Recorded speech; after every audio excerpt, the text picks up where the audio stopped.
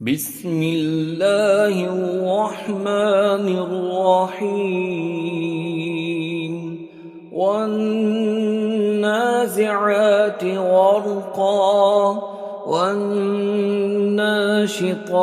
نشطا والسابحات سبحا فالسابقات سبقا فالمدبرات أمرا يوم ترجف الراجفة تتبعها الرادفة قلوب يومئذ واجفة أبصارها خاشعة يقولون أئنا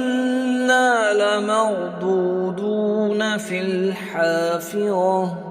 أئذا كنا عظاما نخرة قالوا تلك إذا كرة خاسرة فإنما هي زجرة واحدة فإذا هم بالساهرة هل أتاك حديث موسى إذ ناداه ربه بالواد المقدس طوى اذهب إلى فرعون إنه طغى فقل هل لك إلى أن تزكى وأهديك إلى ربك فتخشى فأراه الآية الكبرى فكذب وعصى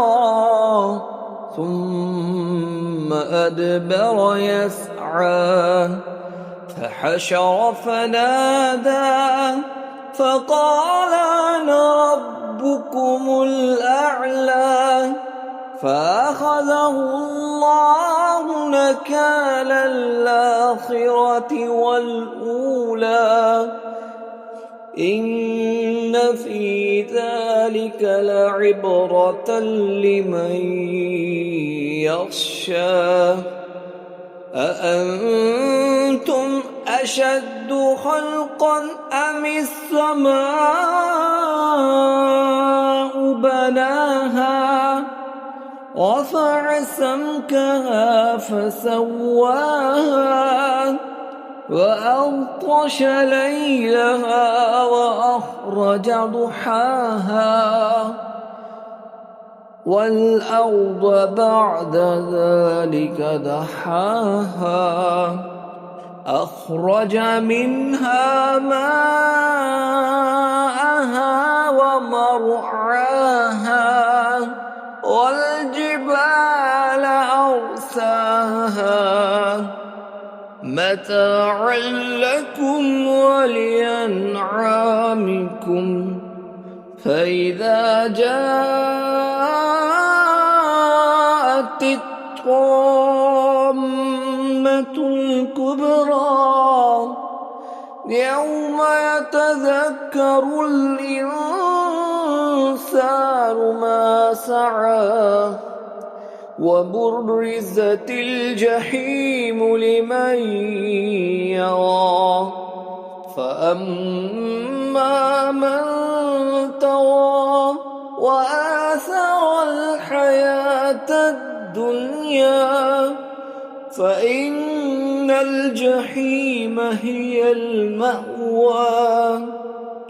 وأما من خاف مقام ربه ونهى النفس عن الهوى فإن الجنة هي المأوى يسألونك عن الساعة أيان مرساها